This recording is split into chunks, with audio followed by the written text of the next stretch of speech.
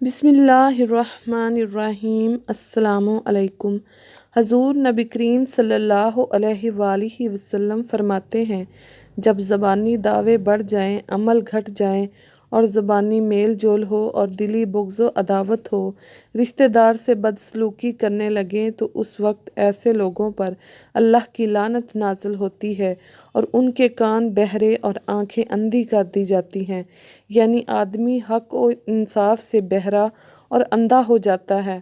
یہ اس کو سزا ہے کہ حق بات اس کو سننا بھی گوارا نہیں اور حق بات کی طرف نظر نہیں اٹھاتا۔ استغفر اللہ جان کر جب حق کو نہیں مانتا تو پھر کیا رہ گیا؟ یعنی اللہ کی پھٹکار نے بالکل ہی سنگ دل بنا دیا کہ کسی کے سمجھانے سے بھی نہ سمجھے، اندھے بہرے ہو گئے۔ یہ سب کچھ ان کے اپنے کرتوت کی سزا ہے۔ یہ کتنی سخت وعید ہے کہ یعنی ایسے آدمی جو زمین میں فساد پھیلائیں اور رشتے ناتوں قرابتوں کو قطع کریں، توڑیں، ان پر اللہ تعالیٰ نے لعنت فرمائی ہے اور ان کو اپنی رحمت سے دور کر دیا ہے۔ مسلمانوں کو اس کا پورا خیال رکھنا چاہیے۔ دراصل مسلمانوں کی زندگی سے قرآن ہی نکل گیا۔ قرآن بس مردوں کو بخشوانے کے لیے پڑھا جاتا ہے یا پھر ثواب کی نیت سے۔ میرے نبی کے ماننے والوں، پیارے مسلمانوں، یہ کتاب تلاوت کے ساتھ اصل کتاب ہدایت ہے۔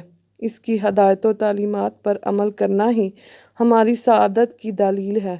اس سعادت تک پہنچنے کا واحد راستہ یہ ہے کہ اللہ کی کتاب کے حلقے قائم کیے جائیں اور براہ راست قرآنی تعلیمات سے استفادہ کیا جائے۔ الغرض مسلمانوں، جھوٹ، فریب، دغا بازی، الزام تراشی، بہتان اور آپس کی دل شکن و دل خراش باتوں سے فساد پیدا نہ کرو اور انہی بنیادوں پر بھی رشتے ناطے نہ توڑو۔ اور لعنت برستی ہے مسلمانوں، خود کو الرحمت کے سائے میں رکھو اور اپنے گھروں کو لعنتی ماحول سے بچا کر رحمتی ماحول میں تبدیل کرو۔ اللہ تعالیٰ ہماری زندگیوں کو لعنتی کاموں سے بچائے۔ آمین ثم آمین۔